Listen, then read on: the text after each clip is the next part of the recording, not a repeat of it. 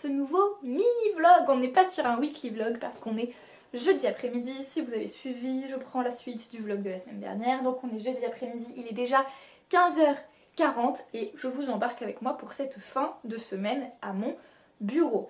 Pour vous tenir au courant, depuis la fin du dernier vlog, hier je n'ai pas filmé parce que j'ai monté le vlog, cerceau et rien, bref mon mercredi classique matin. Ce matin j'étais full création de contenu pour Anouk, il fallait que j'avance donc c'est cool, j'ai bien avancé mais il me reste un contenu à faire pour elle. Là à 14h j'ai lancé une visio avec Johanna qui vient de se finir à 15h30, c'était censé durer une demi-heure, ça a duré 1h30, il fallait, c'est pas grave, au moins c'est fait. Par contre ça va être un peu plus à flux tendu là pour le reste parce que normalement je suis à fond création de contenu client.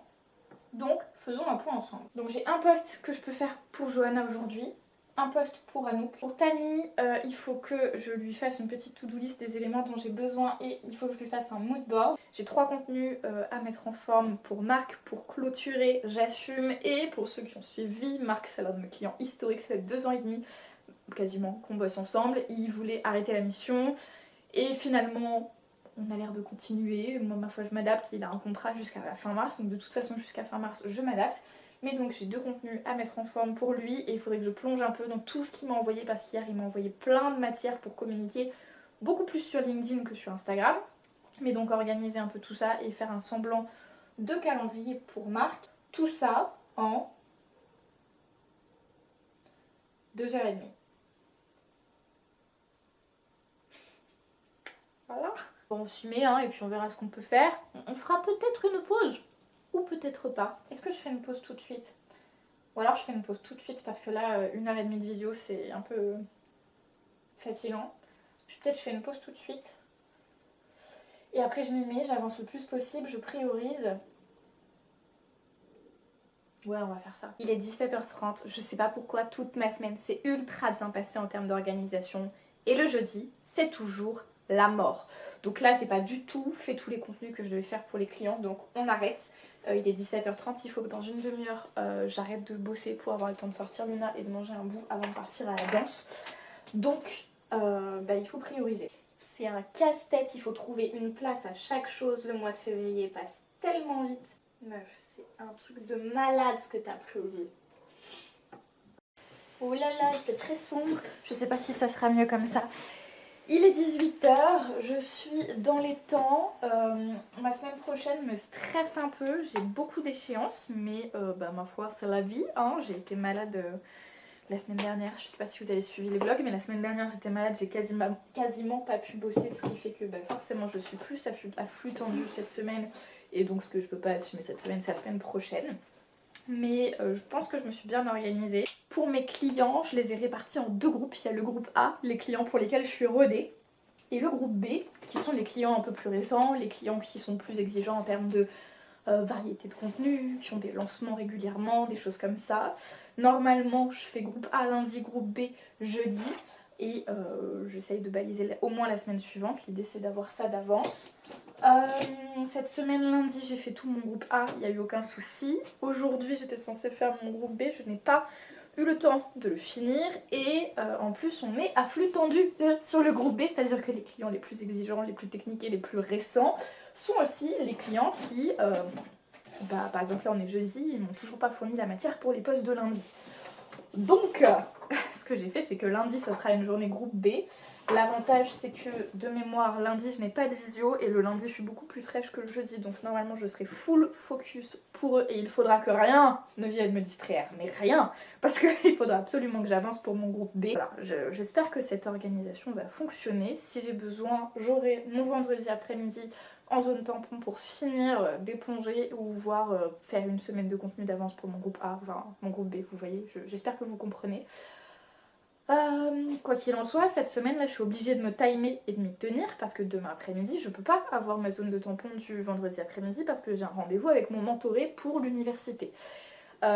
Cette semaine j'essaye vraiment de m'y tenir à un rythme de travail ultra cadré. La bonne nouvelle c'est que pour l'instant ça marche, c'est à dire que là aujourd'hui j'ai pas fait tout ce que je voulais faire, en même temps j'ai une visio qui a duré 1h30 au lieu d'une demi-heure et clairement il me manque une bonne heure de travail pour être dans les temps. La bonne nouvelle c'est que donc j'avais bien estimé le temps que ça me prend.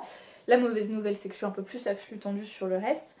Normalement aussi, la semaine prochaine, c'est ma dernière semaine de rush dans le sens où j'avais 3 audits à faire en 3 semaines. Vous savez, ça s'est décalé parce que j'étais malade, mais donc semaine dernière, j'en ai fait un. J'ai eu la visio stratégique cette semaine. Cette semaine, j'ai fait là les 2/3, on va dire, d'un audit. Demain, il faut que je le boucle. J'aurai la visio stratégique la semaine prochaine. Et semaine prochaine, j'ai le 3e audit et visio stratégique le vendredi parce qu'après, Océane, elle est à fond pendant les vacances scolaires parce qu'elle accompagne des élèves en difficulté et des enfants neuroatypiques.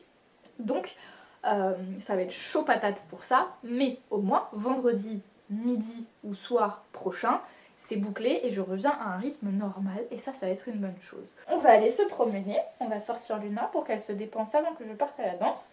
Je vais manger un truc à l'arrache même si j'ai pas faim du tout, mais parce que après j'ai 2 heures de danse, de 19h30 à 21h30, ça finit toujours un peu en retard, le temps de rentrer il est 22h, prendre une douche et tout, je vais me coucher, je prends pas le temps de manger sinon laissez tomber si j'ai le ventre plein et tout, je m'endors pas avant minuit. Je vous laisse, je pars à la danse et on est vendredi matin, il est 9h30.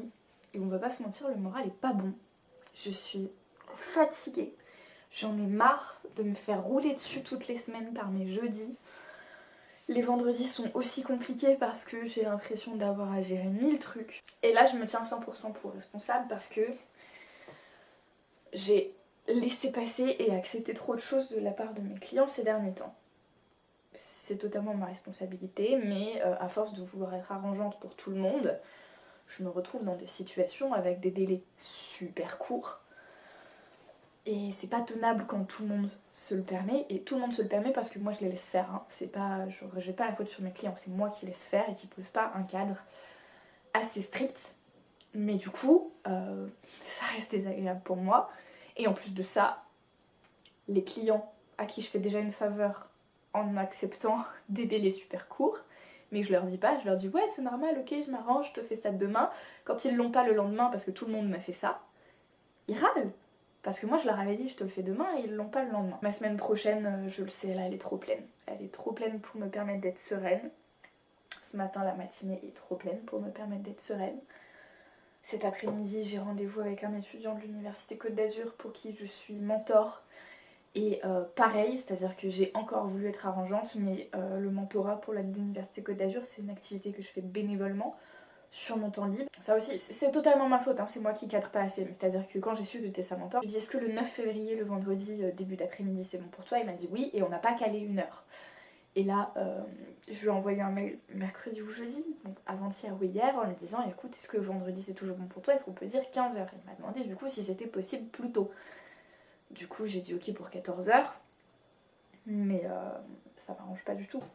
Donc ce qu'on va faire les amis, c'est qu'on va ouvrir Notion et Google Agenda, mes petits potes, et on va essayer de prioriser et d'organiser tout ça, au moins pour que ça soit clair dans ma tête, même si je touche à rien parce que normalement c'est déjà organisé, au moins que ça soit clair dans ma tête et que je redescende en pression. On va noter les erreurs que j'ai fait et ce qui me génère du stress et ce qui me mange de l'énergie pour apprendre de mes erreurs. Déjà, faisons le point avec vous. Ces derniers temps, j'ai accepté des missions hors engagement. Ok, je commence à bosser un poil plus tard, mais au moins c'est cadré dans ma tête et c'est beaucoup plus serein. Bon, il est 11h30. Je ne vais pas vous cacher que je suis un peu saoulée, c'est-à-dire que il est 11h30, j'ai eu le temps de recadrer les clients, voir un peu tout ce qu'il faut et aller retoquer, recadrer les clients. Je dis pas ça en mode je les ai défoncés, hein, juste rappeler les éléments dont j'ai besoin pour faire un travail correct. J'ai fait les contenus pour Marc qui était ultra à flux tendu parce qu'on a eu une visio mercredi où il a décidé de reprendre la mission. Donc on est vendredi matin, les contenus sont livrés, ce qui est ultra à flux tendu et ça sort lundi prochain. Il me reste ma to-do list à faire hein, et il est 11h30, il faut que j'arrête absolument de bosser dans une demi-heure pour avoir le temps de manger et d'aller à mon rendez-vous. En urgence, il me reste un carrousel à faire pour Johanna qui sort demain, donc je pense que je vais faire ça tout de suite. Après je mettrai les posts des clients en ligne, parce que ça sert à rien de faire sortir des posts un vendredi soir, c'est vendredi à midi ou rien. Et il me restera à boucler l'audit de Laetitia. Et je pense que je ferai ça en rentrant de mon rendez-vous avec Maki, ce qui n'est pas l'idéal, c'est pas du tout ce qui était prévu, mais je peux pas me permettre d'attaquer la semaine prochaine sans l'avoir bouclé. Voilà. Bon, je vous embarque, il est 13h12. J'ai rendez-vous à 14h avec Maki, mon mentoré. J'ai Luna qui est là avec moi. Coucou bébé. Elle a une caisse de transport parce qu'elle ne sait pas se tenir en voiture, elle veut être sur mes genoux et en plus elle est malade. Donc bref, c'est plus simple comme ça. J'emmène Luna parce que je l'ai pas sortie ce matin parce qu'il pleut, je pense que vous l'entendez. Et vu que Maki a avancé à l'heure du rendez-vous, j'ai pas le temps de l'emmener en forêt se dépenser ce midi. Donc on a rendez-vous près de la plage. Luna adore la plage. S'il y a une accalmie qui ne pleut pas trop fort, on ira jouer sur la plage. Et sinon, ma foi, comme ça la maintient éveillée, ça l'a fait se dépenser un petit peu. Voilà, je suis pas du tout apprêtée pour le rendez-vous. J'y vais en mode nature peinture. Si jamais il y a quoi que ce soit, je suis plus réactive par WhatsApp que par mail. Si c'est genre pour relire un post LinkedIn avant de le poster, n'hésite pas. D'accord, ok. Et si je peux me rendre utile, autant que ça serve à quelque chose. Hein. Non, avec plaisir. Là, je vais commencer ma stratégie sur LinkedIn. Je sais exactement quoi faire maintenant. On est de retour à la casa, il est 16h40. C'était très cool ce temps de mentorat avec Maki. On a bossé sur son branding et sa stratégie LinkedIn pour l'aider petit à petit à attirer des clients grâce à LinkedIn. Maintenant, le plan, c'est que j'ai pas fini ma semaine, donc je me remets devant mon ordi un vendredi à 16h40, alors que normalement je bosse pas le vendredi après-midi, mais c'est pas grave. On se remet devant l'ordi, on boucle la semaine, on range un petit coup l'appartement, et ensuite je embarque Luna, on va chez mon papa, on passe la soirée là-bas, notamment parce qu'il y a ma soeur, et week-end. Voilà, j'ai principalement l'audit de Laetitia à terminer, il me reste 3 concurrents à analyser, les conclusions d'audit à rédiger, les dernières modifs à voir sur le carrousel que j'ai fait pour Johanna, et normalement on est bon. Il est 17h39, on est sur une fin de semaine. J'ai bouclé l'audit pour Laetitia, j'ai bouclé les suivis des clients, j'ai relancé tout ce qu'il fallait pour avoir les infos pour lundi. J'ai fait des petits tutos Notion pour, je vous ai dit, je crois, je vais accompagner le groupe de musique d'un de mes amis. Quand je faisais de la musique, on a bossé ensemble sur un spectacle quand j'avais 12 ans. On est toujours amis, j'en ai 26. Punaise! Cette année-là qui arrive, en 2024, ça sera nos 15 ans de connaissances là qu'on se connaît et qu'on est amis. Et bref, je vais être leur CM, c'est une mini-mission à mini-prix. C'est vraiment pour contribuer au projet d'un ami que j'ai vu sur scène et que j'ai adoré. C'est un groupe de musique en tribute à Gainsbourg, dans une période particulière, la période un peu Gainsbourg. Si jamais vous êtes des fans et que vous voulez aller voir, ça s'appelle Under Arrest. Et du coup, il y a lui et l'une des autres personnes du groupe qui sont en train de prendre leur marque sur Notion pour m'envoyer plein de fichiers. Donc j'ai fait des petits tutos parce que c'est pas évident quand on maîtrise pas du tout ces logiciels-là. C'est pas leur taf, hein. Eux, leur taf, c'est d'être des super musiciens. Mais donc, voilà, c'était très cool. Ça va être une mini-mission avec eux. Je vais aller assister à l'une de leurs répètes pour tourner plein de contenu qui sera posté petit à petit. Mais voilà, on est sur une fin de semaine. J'ai du rangement chez moi, j'ai principalement 2-3 trucs à ranger, du linge à plier, de la vaisselle à faire, je pense qu'il me faut une petite demi-heure et tout sera nickel. Je vais vous parler de mon système de suivi de mon énergie parce que franchement c'est ultra important et je vois déjà une différence sur cette semaine. Et après, je prends Luna et on va voir Tata. je chuchote parce que Luna elle fait dodo dans le salon, ce qui est rare. Normalement, Luna, elle vient toujours dans la même pièce que moi, mais là, on était sur le canapé juste avant que je me remette à bosser, et elle s'est endormie là-bas. Donc, je la laisse dormir tranquille. On n'est ni sur la meilleure luminosité au monde, ni sur le meilleur cadrage, mais on est derrière la porte de ma chambre, là où j'ai installé mon système. Et je me suis dit que ça serait peut-être intéressant de vous en parler, parce que, vous le savez, j'ai une démarche de l'entrepreneuriat qui se veut assez slow, même si mes semaines sont pas si douces en termes de rythme. Mais je veux vraiment un entrepreneuriat conscient où je ne me disperse pas, où je ne signe pas plein de contrats pour faire des sous, mais plutôt je contribue à des projets qui ont du sens pour moi. J'essaye de respecter mon rythme, j'essaye aussi de limiter mon temps de travail parce que je travaille sur les réseaux sociaux, que c'est délétère pour la santé mentale et que donc j'essaye de réguler mon temps passé devant les écrans et sur les réseaux aussi pour prendre soin de ma santé. Et malgré cette approche, malgré toute la bonne volonté du monde, je me retrouve souvent épuisée, vous l'avez vu dans les vlogs, je me retrouve souvent sous stress, surmenée, anxieuse et à un moment je me suis dit Marie-Ange, c'est pas possible, oui je m'observe, oui je me connais, oui je sais quels sont mes points faibles, mais le bisounours qui se met en moi a la mémoire courte et quand il s'agit d'arranger les gens et de faire plein de choses, en fait j'ai vite tendance à mettre mon énergie et le fait de me préserver au second plan. Et en fait c'est plus possible parce qu'au bout d'un moment ça me bouffe trop et je finis par m'auto-détériorer. Parce que tout ça c'est ma responsabilité, hein, on va pas se mentir. Accepter des engagements, trop d'engagements, brader mes prix parce que ça arrange la personne, prendre des rendez-vous à tour de bras ou avoir des rendez-vous qui durent 3 fois plus longtemps que le temps prévu. Tout ça, c'est ma responsabilité. Et je suis pareil dans la vie perso. Je suis le genre de nana qui va donner. Et je travaille beaucoup là-dessus depuis plus de 6 mois. J'ai fait beaucoup de progrès. Mais pour vous dire, il y a une période de ma vie où j'étais amie avec une personne qui m'appelait Blédina. Parce que j'étais une bonne pomme, mais toute douce et sucrée comme une compote pour bébé. Et en fait, c'est très drôle, oui, ok, je suis une nana serviable, j'essaye de bien faire, j'essaye de contribuer, de faire plaisir aux gens. Mais enfin, c'est super toxique. Pour moi, je me crame pour les autres. En plus, je suis très très sensible, donc par empathie, par souci de bien faire, etc. Je crame aussi mon énergie et ma sensibilité. Bref, voilà, je connais mes points faibles, je sais quels sont mes axes de vigilance, mais pour autant, dans le quotidien, je me dis toujours cette phrase de c'est bon, je peux prendre sur moi, ça va aller, et je prends sur moi, jusqu'à ce que j'ai passé ma limite. J'ai beaucoup de mal à voir ma limite arriver. Donc, pendant que j'étais malade, la semaine dernière, et que j'étais au fond du trou, je me suis dit, Marie-Ange, ça n'est plus possible, parce qu'on va pas se mentir, j'ai été malade parce que je me suis foutu la rate au courbouillon, parce que j'avais mon lancement, parce que j'ai accepté de prendre 3 nouvelles prestations en même temps que la préparation de mon lancement, alors que j'avais déjà 3 autres nouvelles prestations qui avaient commencé peu de temps avant, et que c'était trop, et qu'en plus, je voulais bien faire avec mes amis, voir ma famille, voir ceci, beaucoup trop. Donc je me suis dit, il faut que j'arrive à me mettre un système qui me contraigne dans ma façon de dépenser mon temps, mon énergie, qui me permettent aussi d'ouvrir les yeux sur certains éléments qui pourraient être récurrents dans ma vie et sur lesquels, parce que je suis bisounours et que j'essaye de bien faire et que j'aime profondément les gens, dont mes proches, je fais trop de concessions qui détériorent mon énergie. Et c'est bon pour rien du tout, hein. C'est pas bon pour moi, c'est pas bon pour les relations que j'ai avec les gens, parce que après quand je suis épuisée, forcément ça crée des tensions, ou alors, tant pis, je prends du recul et je me retire de la dynamique de la relation, etc. Et en fait ça ne rend service à personne.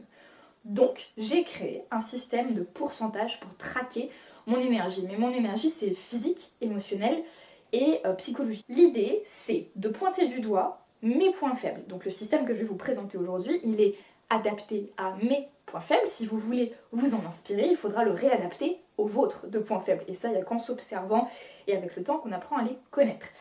L'idée, c'est que mon énergie, c'est comme une jauge qui va de 0 à 100%. Cette jauge-là, il y a des éléments qui viennent la remplir, où je récupère de l'énergie, où je me régénère, et des éléments qui viennent prendre de l'énergie. Jusque-là, c'est ultra simple. J'ai donc listé mes points forts, mes points faibles, et les choses qui, je sais, me donnent de l'énergie et m'enlèvent de l'énergie.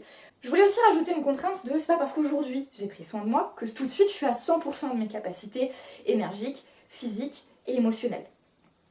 Enfin, physiques, psychologiques et émotionnelles. C'est pas parce que j'ai fait attention pendant un jour que ça y est, le lendemain on peut y aller et de nouveau se cramer. J'en suis venue à ce système-là. Je sais pas dans quelle mesure vous le verrez, mais je vais vous expliquer. Le premier point faible chez moi, c'est le sommeil. Quand je manque de sommeil, toute mon énergie, ma stabilité émotionnelle, ma stabilité mentale, mon énergie physique évidemment, se détériore et très vite. C'est vraiment le plus gros point sur lequel j'ai du pouvoir, c'est-à-dire que si je veille à avoir suffisamment de sommeil, tout se passe mieux dans ma vie. Et je pense que je suis loin d'être la seule, mais je sais que j'ai une grande sensibilité à ça et que je réagis plus fortement au manque de sommeil que d'autres. Donc, zoomons, je vais essayer de vous montrer pour vous expliquer. À chaque fois, je mets, donc j'ai 4 grands sujets auxquels moi j'essaye d'être vigilante, qui sont la forme physique, le stress, ici vous ne voyez pas en dessous il y a des conflits, et l'anxiété. Ce sont vraiment mes points faibles et c'est ça qui va vraiment me bouffer et me faire détériorer mon état très vite. La forme physique, j'ai mis mes règles de base, parce que c'est mes grandes règles de fonctionnement à moi. Si vous voulez reproduire ça, adaptez-le avec vos points forts et vos points faibles. Moi je sais qu'une nuit de 8 à 9 heures, c'est l'idéal pour moi. Donc j'ai mis que ça me rendait 20% d'énergie, ce qui est un gros pourcentage, vous allez le voir dans le reste du tableau. Une nuit de 7 à 8 heures, ça reste une bonne nuit, même si c'est un poil trop peu pour moi, donc je récupère 10% d'énergie. Moins, ça ne fait rien. Je considère que c'est plus 0%. Par contre, si j'ai dormi moins de 5 heures, c'est moins 20% d'énergie. Et après, en termes de forme physique, d'énergie que je dépense, une journée normale de travail, etc., me prend 10% d'énergie. C'est-à-dire que si tout va bien, dans un monde idéal, je dors des bonnes nuits, je récupère 20%. Le lendemain dans ma journée, je dépense 10%, ma balance est positive et ça me laisse des pourcentages pour vivre ma vie, vivre des émotions et potentiellement me régénérer si ma journée s'est bien passée. Jusque-là, l'équilibre est simple. Ici, j'ai mis des solutions. Parce que l'idée, c'est que ici, vous ne le voyez pas, j'ai 4 feuilles, mais sur chaque feuille, je pointe mes points faibles. Chaque point faible, je peux aller le travailler. Et quand je détecte que j'ai pas eu assez de sommeil, ou que par exemple j'ai eu une journée trop chargée et que donc je perds trop de pourcentage en forme physique, j'ai quand même des solutions pour aller récupérer de l'énergie. C'est pas une fatalité en me disant « Mon Dieu, j'ai perdu de l'énergie, tant pis pour moi ». Non, je sais qu'il y a des actions que je peux mettre en place qui vont m'aider à me régénérer. Une sieste non timée, c'est-à-dire que si à un moment dans mon après-midi, je vois que je suis naze, j'ai super mal dormi, j'ai perdu trop de points, j'ai plus assez d'énergie, je me fais une sieste dans l'après-midi qui est non timée, donc je dors le temps dont j'ai besoin de dormir, je récupère 5%. Si je mets du repos pendant 2 heures, mais du repos version silence, silence c'est une retraite que j'ai fait l'été dernier, version silence ça veut dire pas d'écran, personne ne me parle, je peux mettre un fond de musique si j'ai envie, mais en gros c'est pas de sollicitation extérieure, et donc pas d'écran non plus, parce que ça prend de l'énergie les écrans. Pareil, je peux récupérer 5%. Ce qui veut dire que si j'ai passé une nuit de merde, je peux toujours me faire une sieste dans l'après-midi et me faire une soirée ou 2 heures à un moment dans la journée, en silence, sans écran, sans sollicitation, et hop, j'aurais récupéré 10%, c'est acceptable, et la nuit d'après, je corrige. On est bon.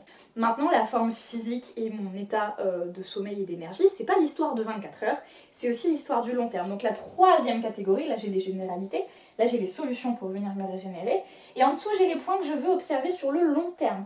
Sur le long terme, pour moi, si j'ai une semaine complète d'activité physique, c'est-à-dire que je fais toute l'activité physique que j'avais prévue, ce qui est important pour ma forme physique, je récupère 10%. Donc ça veut dire que typiquement le dimanche, je me pose, je réfléchis à ce qui s'est passé pendant la semaine. Si j'ai bien fait l'activité physique que je voulais et donc que j'entretiens ma forme physique, je me prends un bonus de 10% qui va me servir pour le reste de ma semaine. Par contre, si je suis malade, 10% par jour. Si j'ai une semaine où je suis sédentaire, c'est-à-dire que j'ai annulé toutes mes séances d'activité physique, ou presque, c'est moi qui juge, je place mon curseur, j'essaye de m'observer objectivement, moins 10%. Si j'ai 3 jours ou plus de mauvaise nutrition, moins 10%. Parce que l'alimentation, ça fait pas partie de mes points faibles, c'est pour ça que j'ai pas mis de feuilles spécifiques, mais peut-être que ça fait partie des vôtres. J'ai aucun problème avec mon alimentation, j'ai cette chance-là. Je mange équilibré, j'ai l'habitude de cuisiner, je mange de saison, je mange végétarien à la maison, je mange très peu d'aliments transformés. Au quotidien, je me plains pas du tout de mon alimentation. Si par contre, je sais que je suis en vacances ou chez des gens où d'un seul coup je vais me mettre à manger très sucré, très gras, transformé, plein de viande, etc., je sais que mon organisme n'est pas habitué à ça et que donc ça va nuire à ma forme physique, donc je sais que potentiellement je m'enlève 10%. Je traque mon énergie, je traque mes habitudes de vie pour traquer mon énergie, on est vraiment ça pour me préserver. J'ai fait pareil, la même opération pour le stress, les conflits et l'anxiété. Je vais juste vous faire un petit tour rapide pour que vous puissiez voir quel mécanisme de récupération je mets en place, parce que c'est ça qui est vraiment important. Le but, c'est pas d'être la personne parfaite qui se met dans une bulle et qui se protège de tout ce qui est à l'extérieur. Le but, c'est de vivre ma vie, d'accueillir tout ce qui se passe, d'en prendre conscience, parce que ça, c'est moi, de ne pas en prendre conscience, et donc de toujours être prête à tolérer plus. Et donc, quand je prends conscience de ça, je peux mettre en place des actions qui vont me permettre de me régénérer ou de me protéger. Ici, on est donc sur la feuille du stress. Le stress, moi, typiquement, c'est vraiment mes points faibles. Une journée de travail trop chargée, moins 10%. Typiquement, si j'ai fait la moitié de ma to-do list à la fin de la journée, je sais que je vais passer ma soirée stressée. Je sais que potentiellement, ça va me faire des insomnies. D'emblée, je me connais, je m'enlève des pourcentages pour ça. Moins 20% à partir du 3e jour consécutif trop chargé. Parce que là, je me connais vraiment très bien. Là, c'est une nuit blanche garantie à cause du stress d'avoir quelque chose de trop chargé. Et donc, les solutions. Réorganisation, plus 5%, c'est pas plus compliqué que ça. Il faut que j'apprenne, quand je vois que mon planning va être trop chargé et que je vais pas réussir à tout honorer, à me réorganiser, à reprioriser. Ça fait descendre le stress, donc je régénère mon énergie, plus 5%. Une vraie coupure avec une activité inhabituelle. Si je sors faire une rando, si je vais nager à la mer, si je vais faire quelque chose avec des amis que je n'ai pas l'habitude de faire, vous savez, le genre de vraie coupure où on sort la tête du guidon et où on prend du recul, ça je sais vraiment que ça me fait du bien, plus 10%. Si j'ai 4 heures de silence, attention, c'est pas les 2 heures de silence de fatigue physique qu'on a vu avant, c'est en cas de stress, si j'ai perdu des points dans la feuille du stress, je vais chercher des points dans la feuille du stress. Donc si je suis stressée, c'est plus 2 heures de silence qu'il me faut, c'est 4 heures. 4 heures sans écran, sans sollicitation extérieure, 4 heures pour me détendre. Typiquement, c'est une soirée chez moi où je vais pas allumer ma télé, où je vais mettre mon téléphone dans un tiroir et où je vais prendre des bouquins, manger tranquillement, peut-être à la bougie, ranger mon intérieur pour me sentir bien, faire des câlins à mon chien, écrire, composer, j'en sais rien, mais aller me coucher sans avoir sursollicité mon cerveau, ce qui pourrait faire monter mon taux de cortisol et ce qui me rend pas service à long terme, comme la plupart des gens. Le dernier point qui m'aide beaucoup en termes de stress, c'est de passer une demi-journée avec mes proches. 1 heure, c'est un peu short, j'ai mis une demi-journée. Après, évidemment, encore une fois, c'est moi qui juge de si ça m'a fait du bien ou pas. Mais je sais là, typiquement, aujourd'hui, j'étais stressée.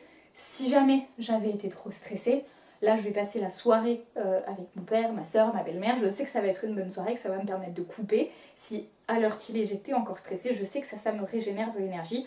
Parce que ça permet de remettre les choses en place, hein. Trop de stress au travail, c'est pas la fin du monde, c'est qu'un travail. Je ne vis pas pour mon travail, je travaille pour gagner ma vie. Mes proches sont plus importants, généralement ça aide à remettre les choses en perspective. En long terme, 3 balades par jour sur la semaine, si j'y arrive, je me prends 10% en bonus. C'est les 3 balades par jour pour Luna, elles sont importantes pour moi et elles sont aussi importantes pour ma santé mentale. Si je formalise mes leçons d'organisation, c'est exactement ce que je suis en train de faire avec ce système de traquer mon énergie. Si je formalise une problématique qui revient souvent chez moi, sur laquelle je me fais toujours avoir et que je m'inscris la règle quelque part et que je vais pouvoir m'y tenir et que ça change ma façon de m'organiser, plus 5%. Par contre, vigilance sur le long terme. Si les 7 prochains jours sont surchargés, je me connais, ça veut dire insomnie, ça veut dire irritabilité, ça veut dire que je me mets à chialer le soir quand j'ai pas fini ma to-do list, moins 20%, parce que ça c'est un gros point faible chez moi. Et si le flux tendu est pro ou perso, hein, peu importe, sur les 3 prochains jours que je sais que ça arrive, moi je suis quelqu'un qui appréhende beaucoup, moins 10%. Mon point faible suivant pour la bisounours que je suis, c'est la gestion des conflits. Encore une fois, c'est que mes points faibles, je vous donne mes éléments pour que si jamais vous voulez reproduire un système similaire, vous mettiez les vôtres. Ça c'est que le mien, peut-être que vous en avez rien à faire des conflits. Moi, la moindre confrontation, ça me rend physiquement malade, je fais de l'eczéma, je suis malade, j'ai des migraines, etc. Donc, conflit, s'il y a un conflit en cours, immédiatement, moins 10% sur mon énergie. Et si les jours d'après ça dure, tous les jours, moins 10%. Si je n'arrive pas à passer au-dessus d'un conflit passé, parce que moi, quand on me fait une réflexion un peu sèche, que les gens ne sont pas dans l'empathie, qu'il y a de la confrontation, etc., moi, c'est pendant 3 semaines que ça va me bouffer. Chaque jour pendant ces 3 semaines, moins 5%, parce que je vous jure, ça me bouffe vraiment. Les solutions qui sont hyper importantes. Là, alors j'ai mis Méditation Rain, c'est la méthode Rain de Tara Brach, qui est un super livre. Si vous ne connaissez pas, je vous conseille d'aller voir. Ça m'aide beaucoup à relativiser et à prendre de la distance avec des conflits. Plus 5%, la demi-journée avec des proches pour me rassurer que les gens y m'aiment quand même, même si j'ai eu un conflit. Plus 5%, hein, voilà. Et j'ai mis Transformational Breath, qui est une méthode de breathwork où j'ai fait une retraite d'un week-end de 3 jours avec eux il y a plus d'1 an maintenant et qui vraiment change la donne. Pour moi, c'est un vrai outil pour ça quand il y a des tensions physiques, des blocages, des trucs qui pèsent. C'est un vrai outil. Pareil, plus 5%. On a des séances quand on a fait un stage avec eux qui sont enregistrées que je peux refaire seule depuis chez moi. C'est vraiment un outil où en 20 minutes, je sors une émotion et ça fait du bien. Sur le long terme, si le conflit est digéré en 3 jours maximum, je suis fière de moi parce que c'est un progrès, donc je m'offre 5%. Au contraire, si le conflit est récurrent, et ça, c'est pour la bisounours que je suis, si j'ai toujours le même type de conflit avec les mêmes personnes, non seulement je me prends les 10% du conflit en cours, mais en plus, paf, encore 10% parce qu'il est récurrent, et que, en fait, c'est juste une façon de me dire, Marianne, j'ai un problème avec une relation, avec une personne, avec une situation, avec une façon de m'organiser, avec des limites que je ne sais pas poser. Bref, c'est une façon pour moi de m'indiquer qu'il y a un problème si c'est récurrent. Du coup, je m'enlève encore 10%. Et si j'ai de l'impossibilité à lâcher prise ou à trouver une solution, mais que le conflit reste, moins 20%.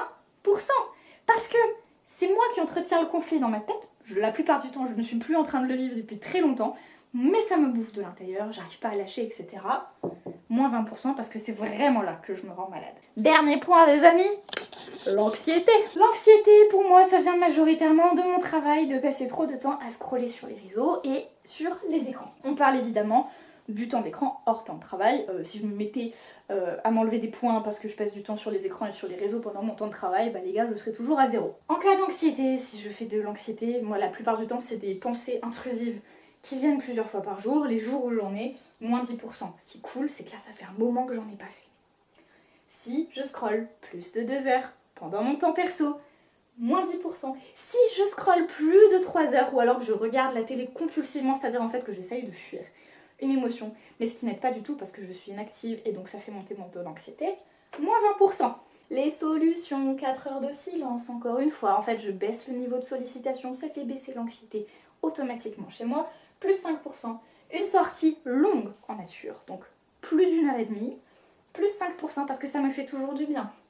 Une demi-journée avec des proches, plus 5%. Une méditation longue de plus de 20 minutes, plus 5%. Et une dance party où je mets de la musique et où je bouge dans mon salon en dansant, supérieur à un quart d'heure, sinon ça vaut pas la peine, plus 5%. Sur le long terme, parce que les gars, c'est ça qui est important, si je fais du yoga 5 fois dans la semaine, plus 5%. Si j'ai une bonne discipline digitale pendant les 5 jours qui viennent de s'écouler, plus 10%.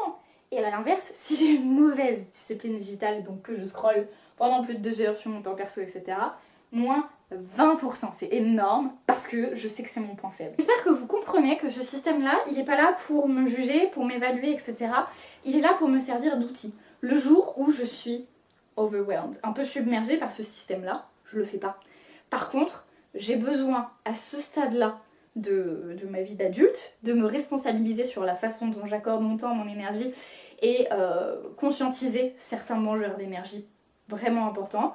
C'est un outil qui me sert à m'observer. Il n'y a pas de punition selon le pourcentage où j'en suis.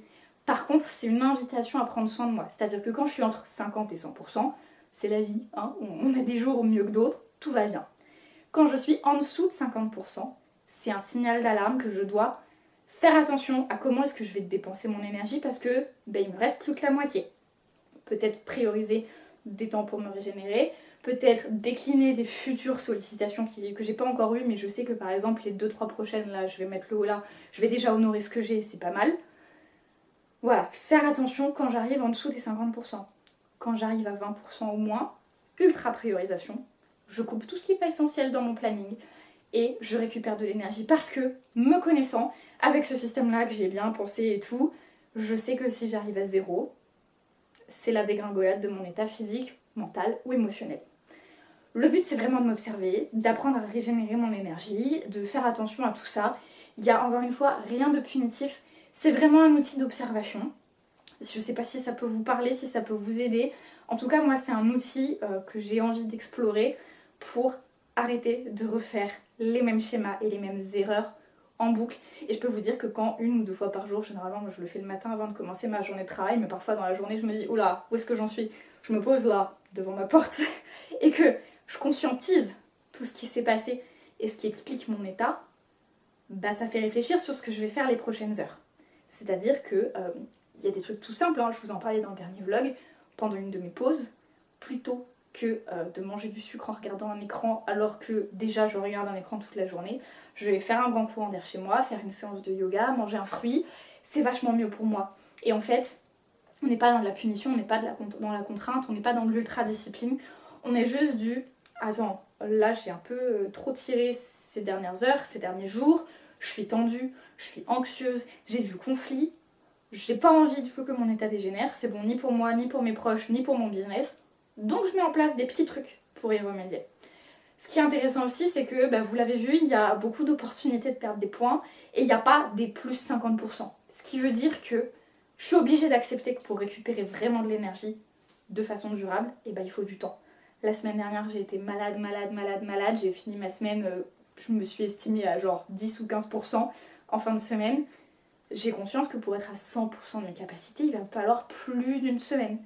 Et pas 3 jours comme j'en aurais envie parce que je suis impatiente. Parce que Pendant plus d'une semaine de récupération, il y a de la forme physique, il y a du stress, il y a potentiellement des tensions au travail, il y a de l'anxiété. Tout ça, ça fait juste partie de la vie. Quoi, tu veux jouer? On va faire mieux, on va aller voir Tata. Tu veux voir Tata? Voilà, c'était la présentation de mon système d'organisation. Peut-être que vous allez me prendre pour une folle, enfin d'organisation, de suivi d'énergie. Peut-être que vous allez me prendre pour une folle de créer des systèmes comme ça. Mais faire des vlogs, c'est aussi une façon de m'observer. C'était pas le but, mais quand je monte mes vlogs, je me rends compte que ces derniers mois, je me suis beaucoup plaint d'être submergée, d'être fatiguée, d'avoir trop de charges, etc. J'ai pas envie d'être cette personne qui passe son temps à se plaindre. Je le vois aussi quand je vois certains amis qui me disent « Non mais je sais que t'es très occupée. Je sais que t'es très sollicitée. Je sais que t'as de quoi être fatiguée. » J'ai pas envie de renvoyer ça. Ce qui veut dire que j'ai pas envie de vivre ça, j'ai pas envie de m'identifier à ça, j'ai pas envie de renvoyer ça. Et on va pas se mentir, je bosse en moyenne 25 heures par semaine. Je suis pas une personne surmenée. Je suis une personne qui a des journées denses. Quand je travaille, clairement, je me tourne pas les pouces, c'est ultra intense et j'abats beaucoup de travail en peu de temps. Mais ça reste pas un rythme de vie démesuré. Donc j'ai pas envie de renvoyer ça, j'ai pas envie de le vivre comme ça, j'ai pas envie d'infliger à mon corps des niveaux de stress démesurés, etc. Donc c'est un outil d'observation pour remettre les choses à leur échelle, parfois conscientiser certaines choses que je néglige un peu, et parfois aussi me rassurer en me disant en fait c'est bon là, tout va bien, tu vas pas en faire un cake. Voilà, je sais pas si ça vous aura intéressé, peut-être qu'à ce moment-là du vlog je vous aurais tous perdu et que vous vous serez dit mon dieu elle est complètement starbe, donc si vous êtes toujours là, laissez-moi un petit commentaire pour me le dire. Et Luna, on va ranger la maison et on va aller voir Tata. Oh oui, tu veux voir Tata? Ok, on va aller voir Tata.